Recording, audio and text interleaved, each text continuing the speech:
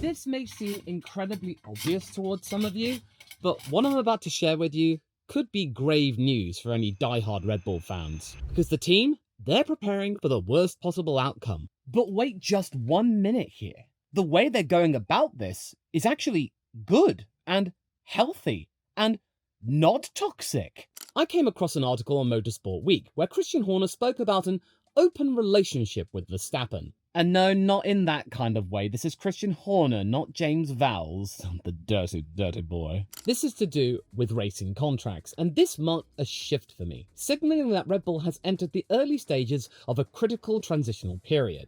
Because usually, whenever this stuff comes about the future of Max Verstappen at Red Bull, Christian tends to deflect and just dissemble all of the rumours and basically says, well, you know the situation, Max has a contract for 2028, what more do I need to say? No. This time around, this is different. This is something that needed to happen after what happened last year, and what can be described here is not an admission of guilt or just completely giving up. No, this is a good thing. So here's what Christian had to say specifically, and don't worry, I won't do the impression here because I know it can grate some of you.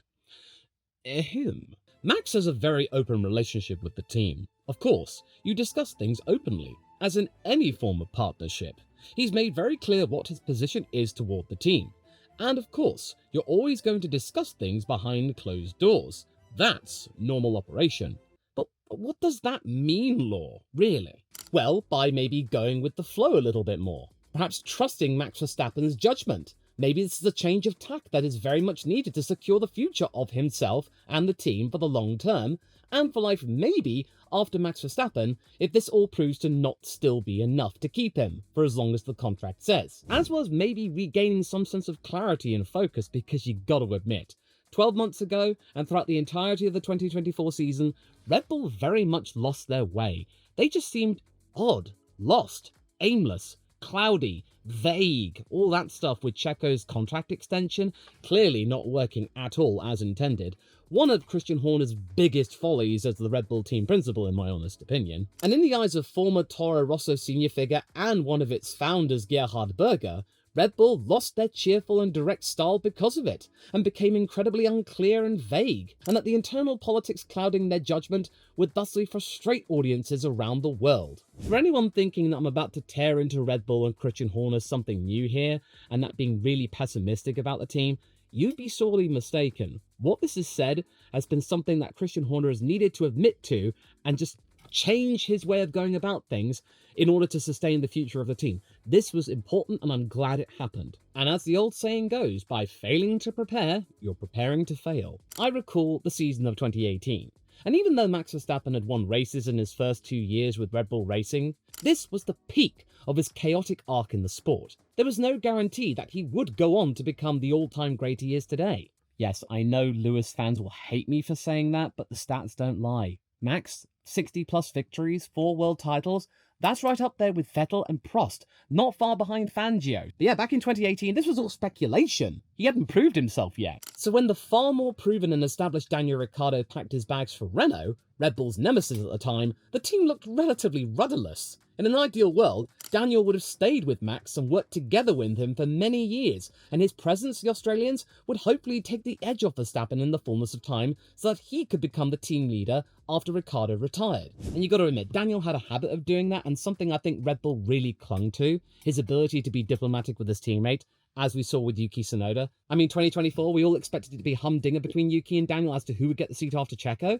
No, that didn't happen. After race 1, no, Daniel called a truce, and that was masterful. And yes, of course, Max did eventually rise above all of the hate and criticism he got in 2018. He turned things around and he became what he is today. Red Bull's gamble, it ultimately paid off. It was all worth it, that really tumultuous 2018 season. But back in 2018, I'm pretty sure that the senior management at Red Bull were having kittens with the amount of times that Max was making mistakes. All the while, Ferrari and Mercedes were scampering off, leaving Red Bull a distant third.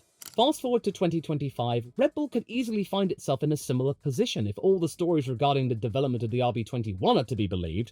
What Christian is doing right now is very much stepping out in front of all the chatter and going, "Nothing to see here, everyone. There's no cause for alarm. Max is in the loop and we're holding nothing from him. Everything is fine." But then at the same time, this isn't Christian Horner being all nice, demure, mindful. No.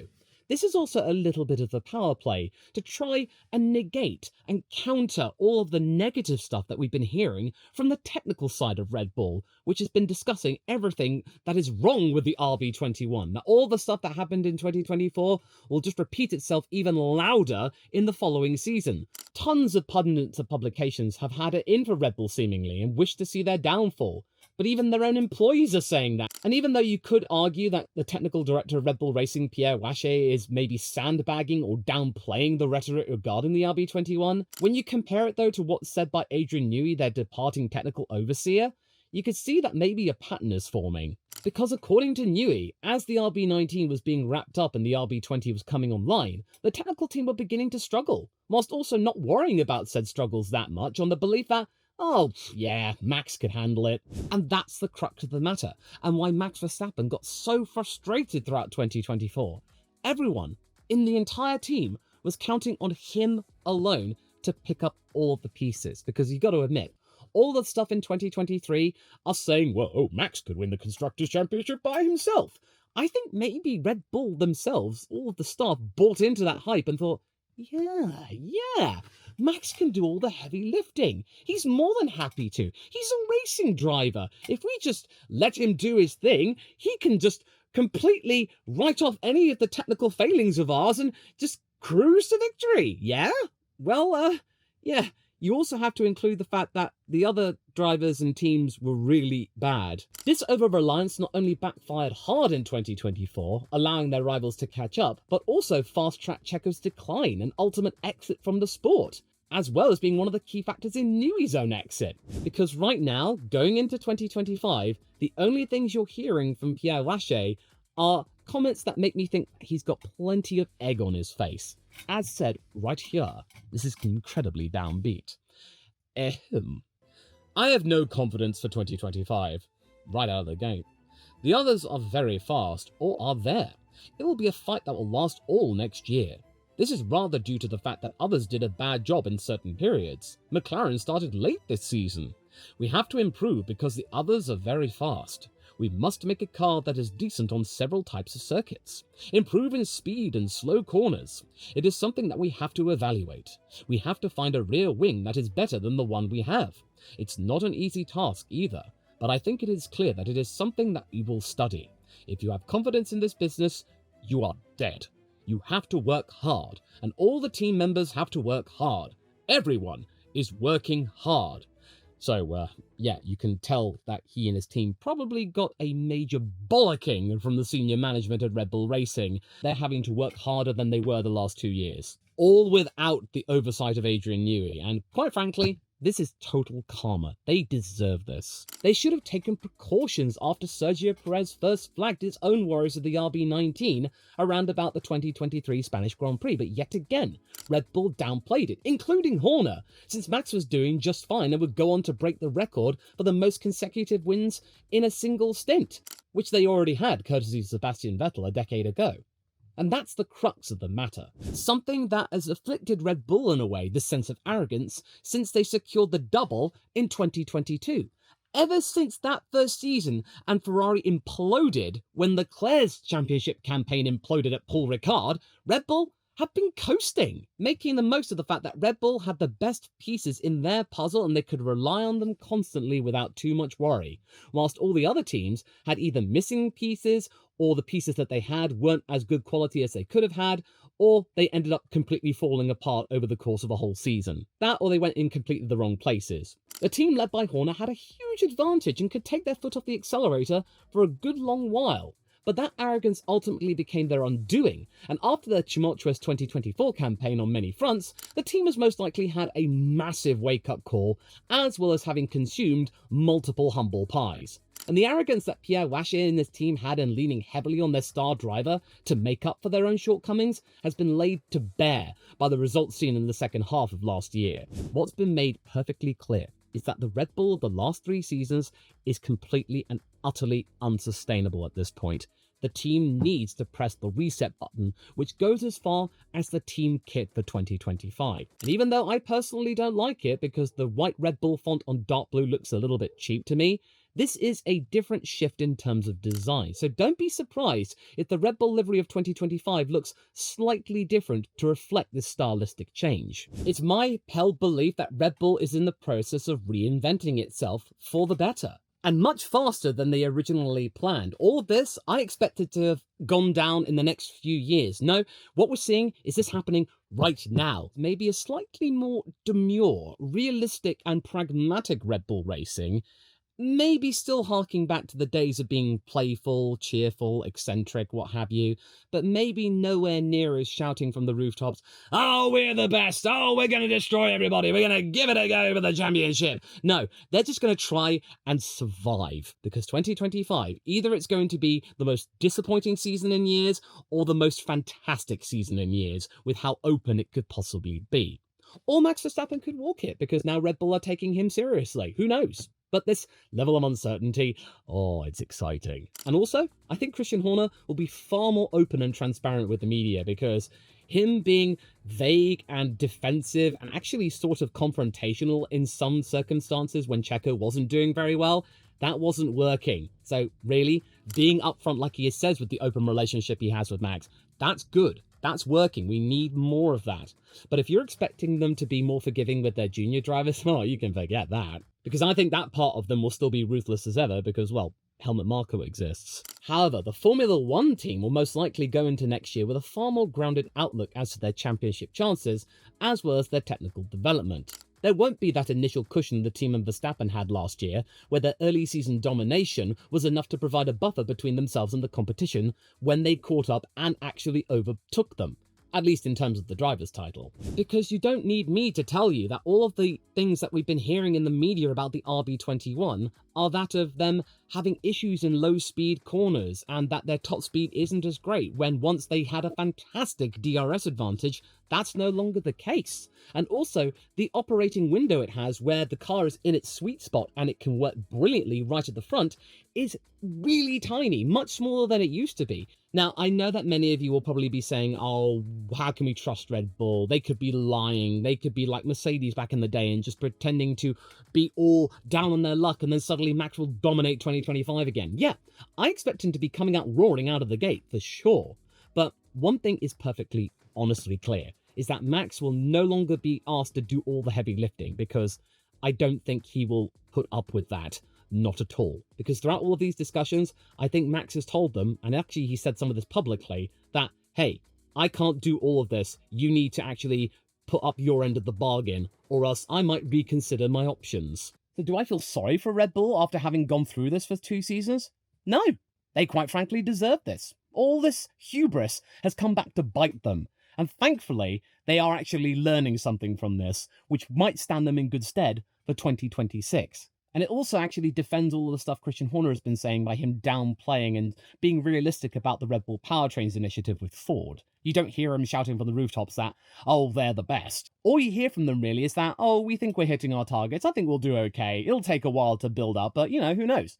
They are optimistic, but they're being pragmatic about it. So now all this stuff with Max, it's sort of going hand in hand with that. Maybe Red Bull realised that they got lucky in 2024, that the Dutchman's innate talent could sustain the championship campaign whilst McLaren were busy failing upwards with Lando Norris, as well as regaining a sense of what it means to be a frontrunner in F1. And Ferrari were busy rediscovering their own mojo.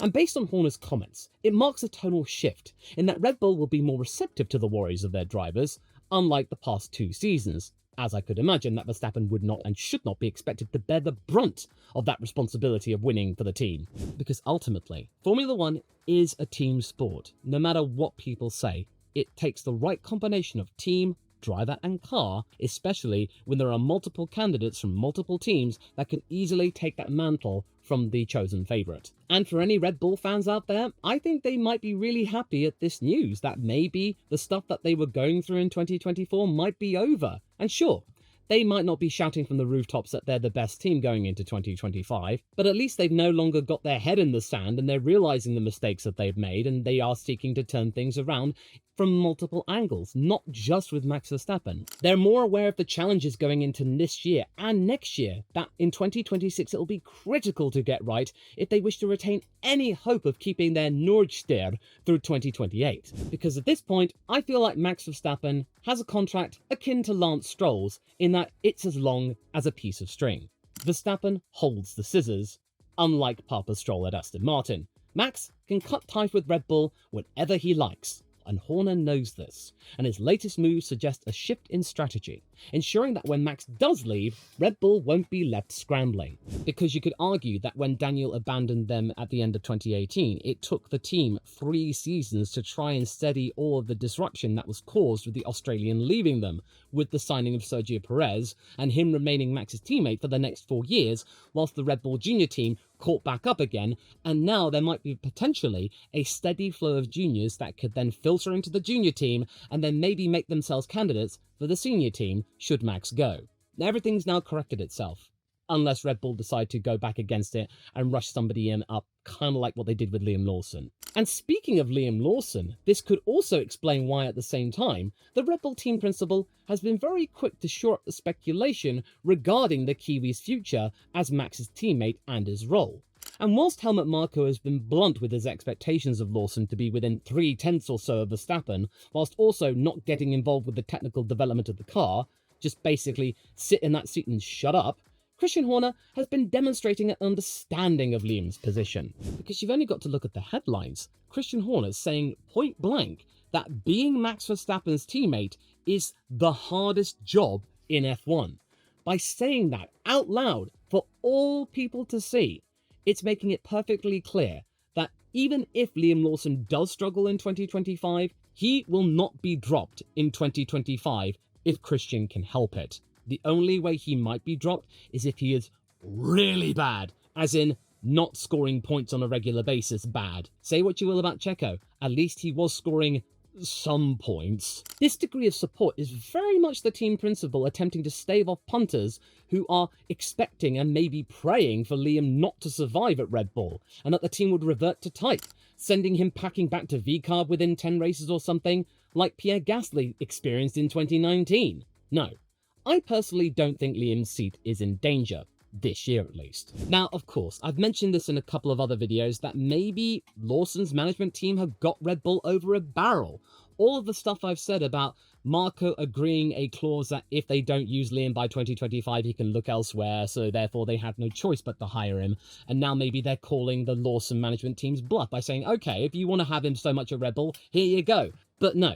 What Christian is saying is also really, really good to try and re-establish Red Bull as a team that is very clear and now very open and transparent with what its expectations are, and actually really relying on its drivers for good feedback that will be heard in due course and not just kicked down further down the road. Whilst at the same time, they are preparing for a life without Max that could strike at any moment, instead of blindly assuming that the Dutchman will stay without question and they can basically treat him however they want. That is, as I said before, a good thing. And I think this will work because now all of these plans are starting to bear fruit, because with the securing of the Formula Regional Oceania Championship, Arvid Lindblad has now got enough super license points completely eligible to join Formula 1, because even though he is 17 years old, there is now that rule, thanks to Kimi Antonelli and Toto, meaning that if you're good enough, an FIA delegation can say, yep, you're good to go, which will more likely happen because, well, it's Red Bull,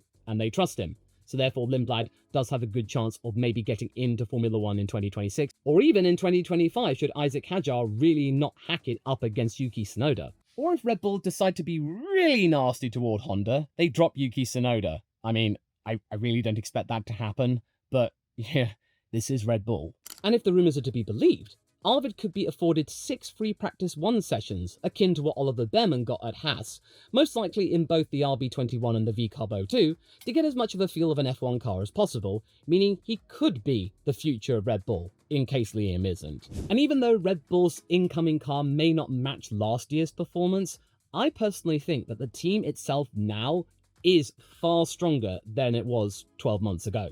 Because all the stuff that was going on in 2024 behind the scenes, it caused many high-profile figures to leave, meaning that there were plenty of power vacuums going on. They had to completely change their management structure, and they still won a world championship. They didn't completely implode. The team just about survived, and now you could say that maybe they are shored up for a good few number of years with maybe a far more secure platform and many, many more redundancies in case people did leave them, including drivers. Like I said, the revamped team kit is just the aesthetic symbolic, the cosmetic change that is afoot with Christian Horner. So I wouldn't be surprised to see Red Bull break free of its defensive past, opting instead for open, straightforward communication about their challenges. This new approach acknowledges a hard truth. Verstappen's future at the team is not set in stone.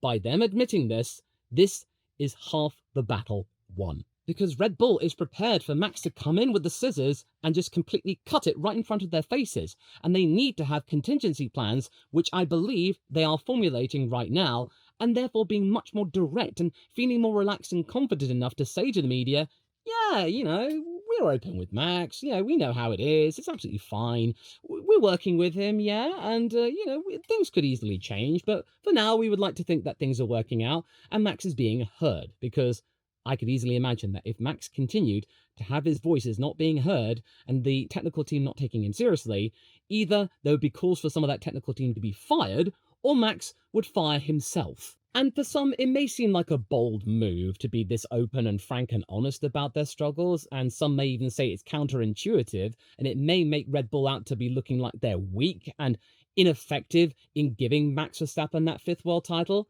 But this was a necessary move, and I think it will pay off for them in the long run, that they will not be caught completely by surprise when Max does decide to leave, like they were when Daniel decided to leave. They learnt their lesson, eventually, through the struggles and awkwardness of Sergio Perez's remaining tenure with Red Bull. And in this case, Horner's candid admission isn't a weakness. It's a strategic pivot designed to ensure the team remains competitive no matter what the future holds. That is a good idea. It's just a shame that the only good idea the FIA president has had recently was sacking Johnny Herbert as a steward. And considering the removal of team radio from F1 broadcasts, not a good idea at all. To find out why this latest power play from the FIA president will backfire in a big way and not make him out to be the hero, watch this video next, straight after this one.